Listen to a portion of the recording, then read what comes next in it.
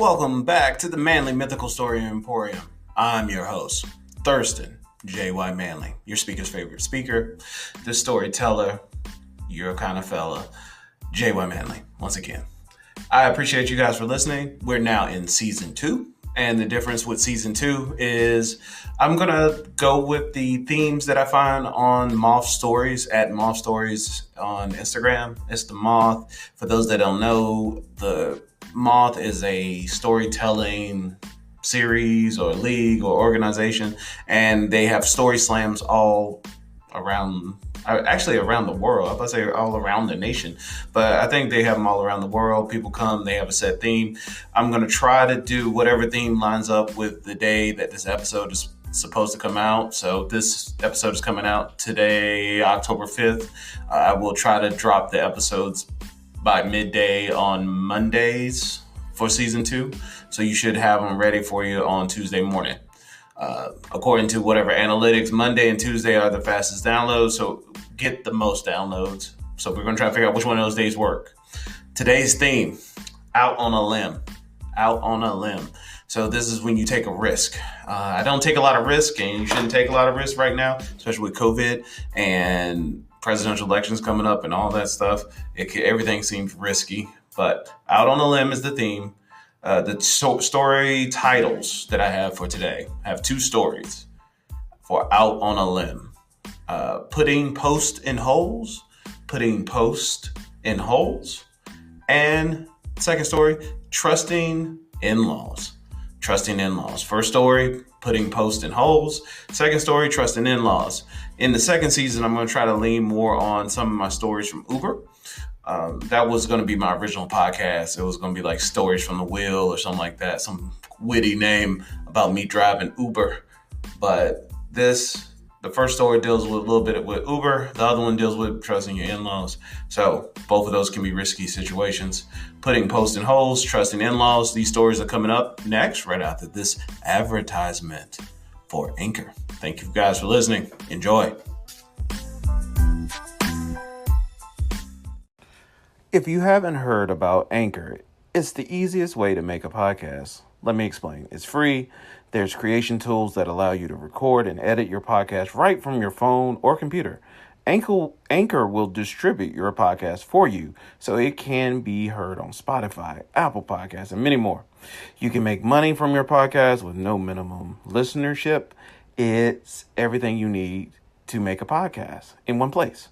Download free Anchor app or go to anchor.fm to get started.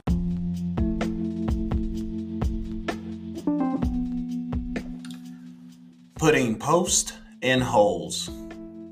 Now the theme is out on a limb. Out on a limb, you think a risky situation, something that may not go well. And I would sum that up in Uber. My whole Uber experience. I loved driving Uber. I say loved in the past tense because since the pandemic, I haven't driven Uber, and I like to drive and talk to people, and that hasn't happened. But while I was driving Uber, the reason I started driving was because when my wife's position got eliminated at her job, we decided that she could finish up her master's. And while she was finishing up getting her master's, I would drive Uber just to supplement the income because she had a little bit of a package coming to her. And we said we could do Uber. She tried it. She didn't like it. And we felt it wasn't safe. It was too far of a limb for her to be reaching. And I decided to do it, and I really took to it. I enjoyed it, but almost like being on the police force or being a first responder is very risky, especially the times that I drove. I used to drive late at night because that meant you get more back-to-back rides. You could possibly get more tips from drunk people, and the downside is you're dealing with drunk people. But outside of my secrets of dealing with drunk people, confirming them and agreeing with them, and then congratulating them on doing something absolutely stupid that you wouldn't agree to when you're sober, I also had calm and patience, except for one time. Oh, well, many times I lost my patience, but the time that I think about often, because when people get in your car, they ask you, how long have you been driving? Where are you from? Or what is the sketchiest story you have? And the sketchiest story I have The risk that I took was the story putting posts in holes. I went to pick up a ride, got a call. For those that don't know how Uber works, if you drive Uber, you get a ride request. The name, you just see the name, and after you accept it, you get the location to go. You don't know where you're going. You don't know how far the ride is. At that time, you didn't know how far. Some people have different setups, but I go and pick up the ride. This person I see based on the location, because the address wasn't included, but because I know the area, they are at a strip club. And it's a female name, so I'm assuming it's a dancer. Not a big deal. I don't judge. I pick up strippers all the time. They're usually good business. They don't like to talk because they've probably been talking to guys all day, lying to them, so they don't want to have conversation with you. And that's fine. So I pull up to the club, and this very short girl comes out. She's about 5'2", comes out of the strip club. She has a big army duffel bag, like she's about to go to Beirut or Baghdad for a full 2-year tour or something. She comes out with this full bag. This is almost as tall as her, and a small, like a little Adidas or a Nike gym bag. Small bag and a big military bag. And she just puts it in the back seat. I confirm. I was like, hey, are you, let's say Sarah Stripper. I say, hey, Sarah. Are you Sarah? She said, yes, I am Sarah. And she puts her bag in the back of the car, and she puts the other little bag in the back of the car. I was like, okay. I was like, all right, let's see where we're going. I confirmed the location, and I say, Sarah, is this the location? She's like, oh, yeah, we're going to my house. It's been a long day. I was like, okay. And I go, and we leave the parking lot, and there's a gas station right across from the parking lot. She's like, oh, I need you to pull up to pump 2 over there. It's late at night. That gas station is closed. I was like, pump 2? She's like, yeah, I got something over here. You got something over here at the gas station? She's like, yeah, just pull up to pump 2. So I pull up to pump 2. And when I pull right up to pump 2, she begins to open the door. And as she opens the door at pump 2, I notice that she's getting out.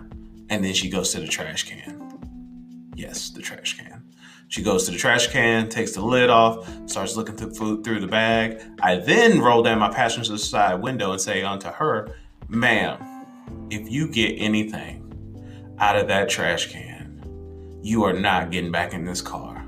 I will gladly drive you back across this street that you could obviously walk to and drop you off and cancel the ride and be no charge. But you are not getting anything out of that trash can next to a strip club at a gas station that is closed and put it in the car. She said, no. I said, no, you're not doing that. Because I'm thinking to myself, okay, best case scenario is drugs. That's the best thing that could be in there. Maybe she talked to a drug dealer. They got some kind of deal going on where you put it in the trash can by pump 2 and I'll pick up all of the crack. Or worst case scenario is a weapon.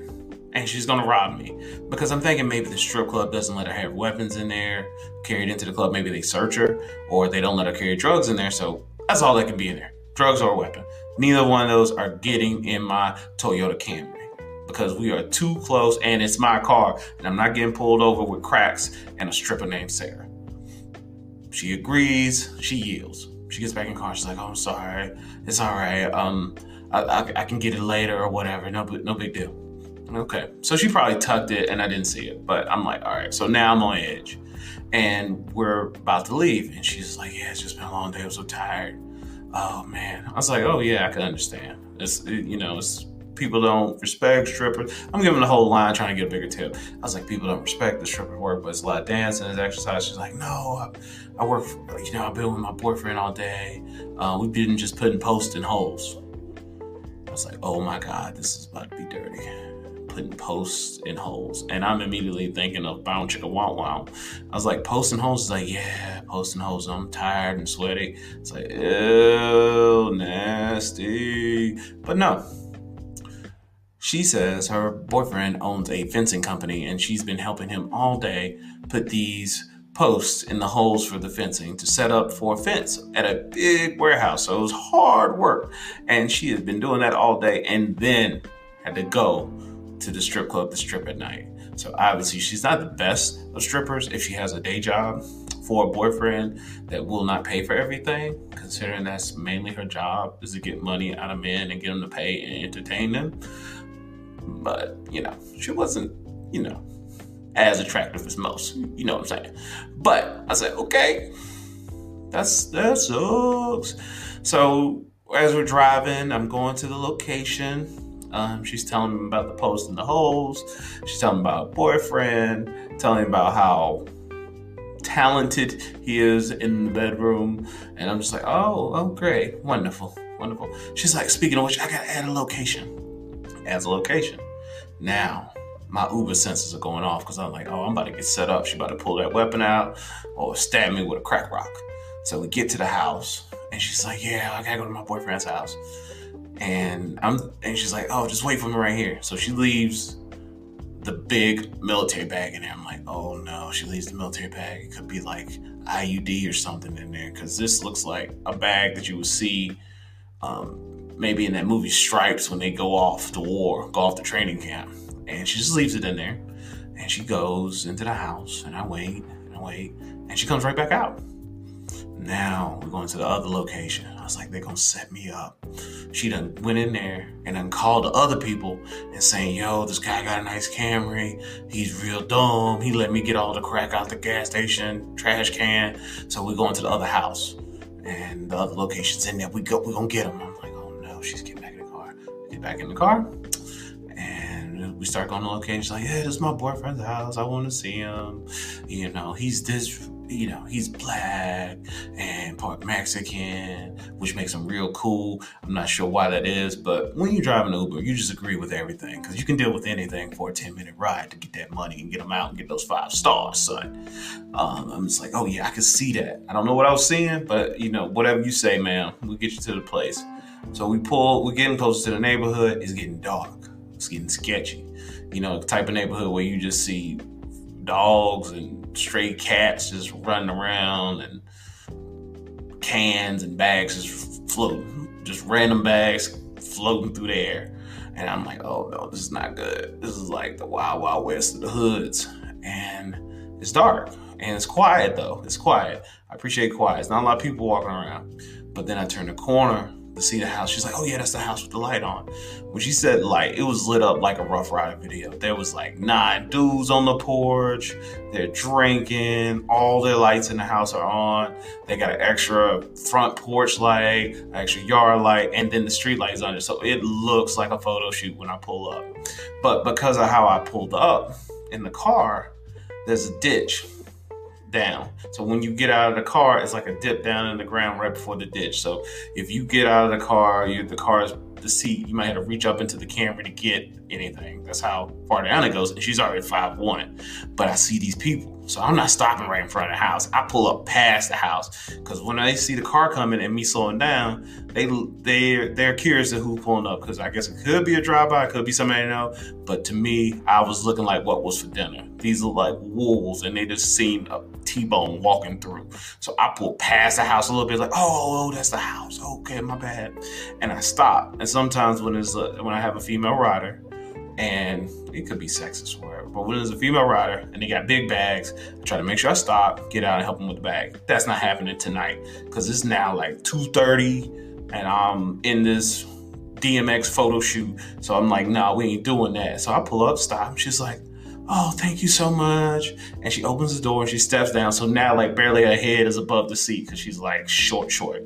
And she's grabbing this big bag. It's bigger than her and she's pulling it. And she's like, oh, this is a nice car. So that's when my foot goes from the brake and the gas both sides. Because I'm like, when somebody is telling me I'm in the hood, that I got a nice car and they're getting out and I'm in a sketchy situation, that's kind of like you walking down the street and somebody's like, nice shoes, what size are you? That's her trying to test me. You're not going to take my car, is what I'm thinking. So I got my foot on the brake and the gas.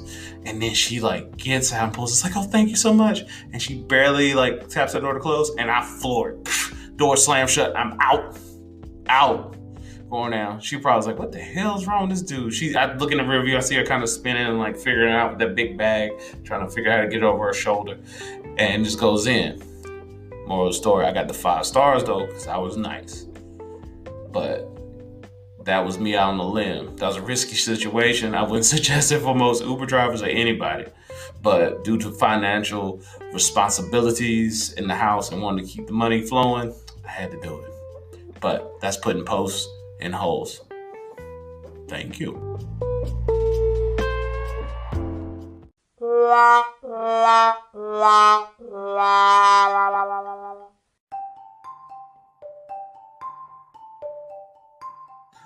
Based on the theme of Out on a Limb, this story is trusting the in-laws.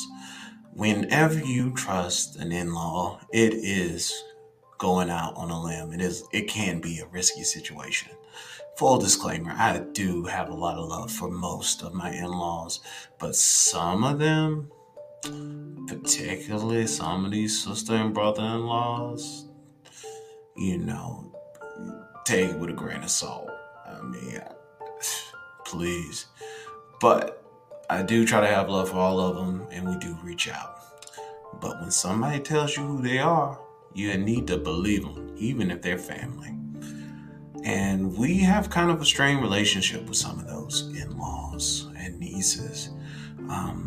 Most of the time, they don't speak to us now because it becomes a situation where when you're lending somebody money and they don't give back or they don't talk to you, it's really you just paying them to leave you alone. So we've had that situation with some family members, but this one in particular, we really went out on a limb. And maybe because it was Christmas time. It was the Christmas of 2016. Think back to that cold December day. And we got a call from our niece saying that she is fresh from college. And she has come from college that is in the western part of Pennsylvania University, and was going to go home with her mother and her grandmother, which during the holidays can be a stressful situation for her there. And she hadn't seen her mom's grandmother, which resides with me here at Manly Manor. And she wanted to see her. So she talked to her aunt, which is my wife, and asked, could she come down and see us? And we said, great. When you get to Philly, you tell us, which way you want to come down. We can probably get a flight if you tell us early enough, or we can do some kind of bus or Greyhound, Megabus, or Amtrak. She says, well, I'm already here and I'd like to come as soon as possible to get down to see you in North Carolina. So you're in Philly now? Yes. You want us to come get you? Yes, please. Do whatever you need to do. Perfect. I like to drive. And I like taking different routes. And if I drive by myself or just me and my wife, it's perfect because I can just play the music. We can probably work out when we need to stop. And I'm just rolling and zoning out, thinking about stories and podcast ideas. Great. All right, we'll come get you. But it's December. And what happens in December in the Northeast that doesn't happen as much in the Southeast is snow. So we drove to get her from Philadelphia in the snow. All the way from DC all the way up. We see the snow coming. I'm driving over it. It's helping me stay focused, so I'm awake the whole time. We leave around 2 in the afternoon, which is fine. We get there 10 at night. But due to strained relationships that I previously mentioned of this family, we don't really have a place to stay. And there are other places we can stay or friends, but we don't want to deal with that, and it can be stressful during the holiday time. So we don't want to put anybody out because we're not giving them any warning. So we pick her up and we bring her back to North Carolina. We like to call that a turn and burn. I think it's a common term. Most times when I tell people we did a turn and burn, they knew what I meant. So we did a turn and burn, drove 8 hours, got her, turned back around. So based on that time, we left at 2 in the afternoon, got there at 10. We came back. We got here about 8 in the morning because we stopped at 8. And I had now this teenage girl that probably needed food and bathroom and all that stuff, being human. Drove her back here to good old Manly Manor of Greensboro, North Carolina. We get back, we have holidays, we have a good time, we give her gifts, we give each other gifts, we have other family up. It's great. She hadn't seen some of our close friends in a while that's been real close to her. So we're like, all right, great, this is good, perfect. And she's got to go back. And she was saying how she doesn't like the school. It's completely different than Philly because this is Western Pennsylvania school. I think it's University of Pennsylvania, Jonestown. And it sucks. And I was like, yeah, I can understand. Just get through and transfer. Brilliant girl. Straight A's normally, but, just working it out with the school. Just the whole attitude is different. The learning style is different. I was like, all right, it'll be fine. But the school is near where we were living in Pittsburgh. And at this time, we've been out of Pittsburgh maybe 8-9 years or something like that. And we haven't seen those people in that amount of time other than when I went up by myself to volunteer at the church camp. With the church camp for the church I was attending while in Pittsburgh. But this way, I would get to go to the church service and we get to see maybe somebody we work with or things like that. So we drive all the way back to Pittsburgh when she said she was ready. And what happens in the Northeast that doesn't happen in the Southeast? Snow. We drove through the snow and we left early in the morning to go to Pittsburgh. And we went on Saturday and we figured we'll get a hotel, stay Saturday night, go to the church Sunday morning, and then drop her off at school because she's supposed to check in Sunday afternoon. I'm like, all right, perfect. So we drive all the way up. We rocking and bopping, listening to music. I'm playing all my Ghostface Killer. We're doing some satellite radio. We're having a good time because it's going through West Virginia. No radio stations there. But if you listen to the other podcasts, the only thing I got to listen to in West Virginia was Johnny Cash, which was a saving grace at that time. But now I'm coming back full of money and successful. I got satellite radio on a trial basis. And I'm coming through listening to whatever hip hop I want, nonstop station. Having a good old time driving in the snow, very risky. My sensors are going out on the van because we got that Toyota Sienna boy minivan mafia, and it has the blind spot monitors and the rear camera monitors, and they're going off because the ice is sticking to it, I guess, and it's causing something with the sensor, so they're not working. So that's that's a little bit of a stress, but we're getting it done. We're driving. I'm used to driving in the snow because I did the 2 hard winters in Pittsburgh, so I'm really expert now. And now I got money for tires and tread, ballin', Firestone life. And we driving up, and we stop, get gas, go up there, call one of the people from the church, one of the elders there, say, hey, you want to meet us for dinner? He's like, oh, that'd be great. Met him, and I think I remember his lady there. We ate at a Greek spot. We went through all the places in Bridgeville that we thought was there. Some were closed, some were open. And we got to see they're going to get a Top Golf. And, of course, they're boycotting it because they're not using local labor. Pittsburgh life. And I'm like, okay, great. Everything's here. So we have dinner. And I think she knows the guy from the church because she knew the sister when her sister lived there with us. So my 2 nieces knew the guy we were meeting for dinner. And they were talking about the school, and he was telling about Jonestown, the history, how it got flooded because rich people suck. They wanted to block the water for some reason to have a lake and have honey. Well, the whole story, let me give you the story since it's the podcast, is Jonestown, originally they were going to have like a hunting camp there, and they wanted to build a dam to block the water so they would have a nice lake resort for all the rich people, Vanderbilt people, money people, people that were mining and still working, and they were being cheap with it. They didn't care about the people that were below this dam, and eventually it broke and it flooded the whole city, washed it out. Tragedy. You should look it up, Jonestown tragedy. And she's like, yeah, I don't like school, telling them about the stuff. Everything's going as usual. We go to the hotel, we stay the night, wake up the next morning, she crying. And my wife is like, what are you crying about? And she had to drag it out, and she's like, oh, well, I kind of got suspended from school. I'm on academic probation. What do you mean you suspended from the school? You're on academic probation. She is on academic probation, meaning that she is suspended from the school. Not probation, you suspended. Probation, you out and free, you looking like a free person. You in collegiate jail. Your butt's locked up, you in prison. Not jail, but prison. She is suspended from the school due to academics.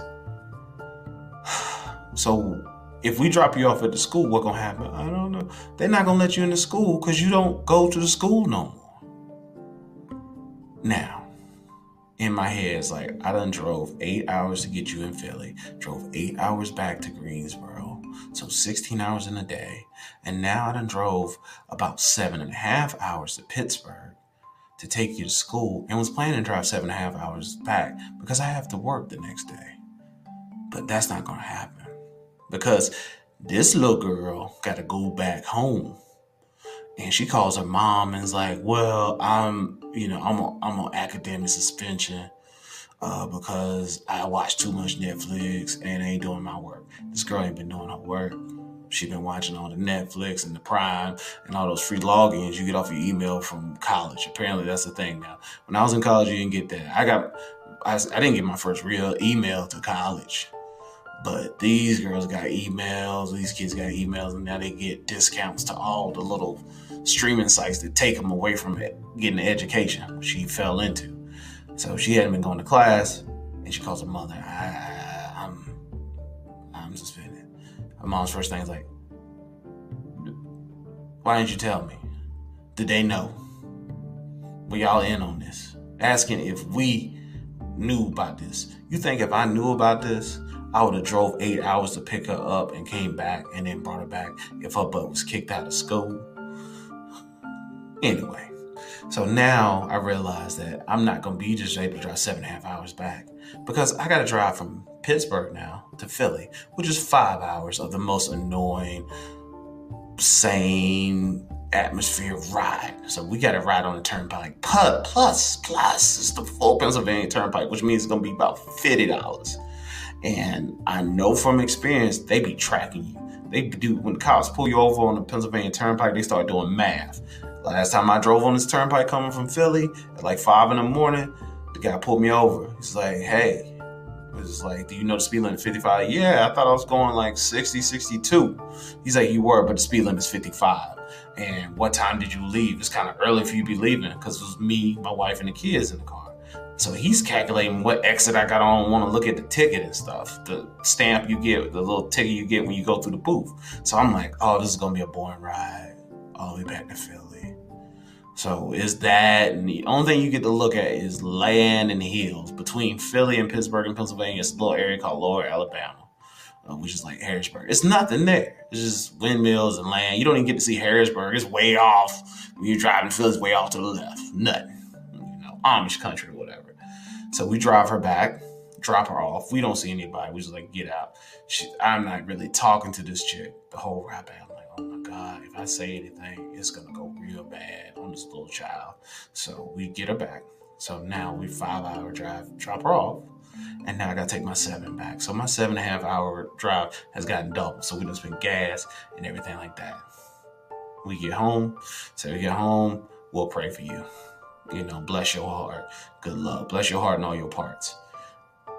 Has that girl reached out to us since? Nah.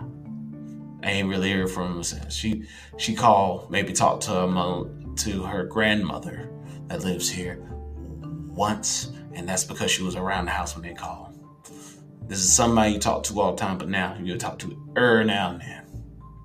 Sometimes going out on a limb for these in-laws, man, risky business. Thank you guys for listening.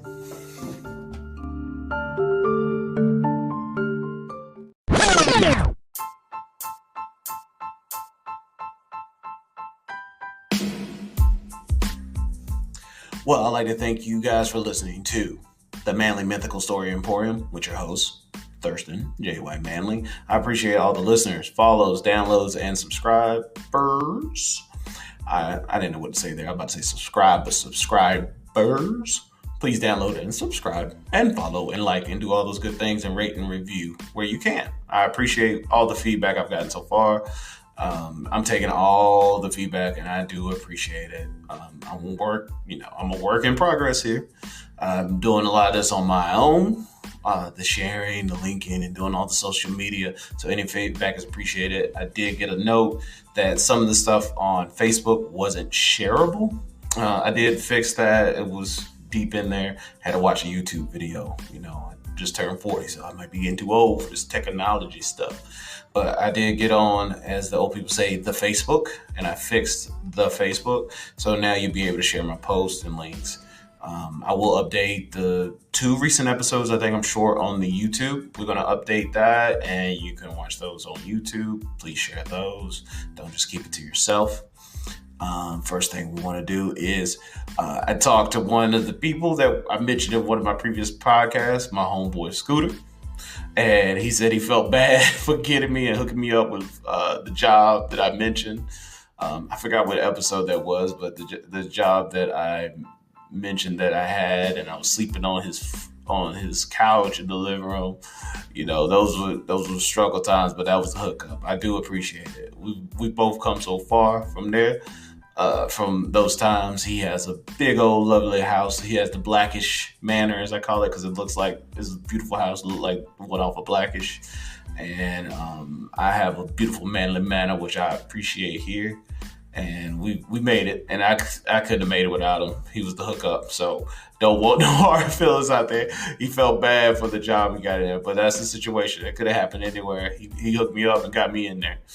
The other thing we want to mention is I like to give my final thought, or I usually try to end all the episodes with a little insight, funny thought, maybe something I mentioned in the stand-up before.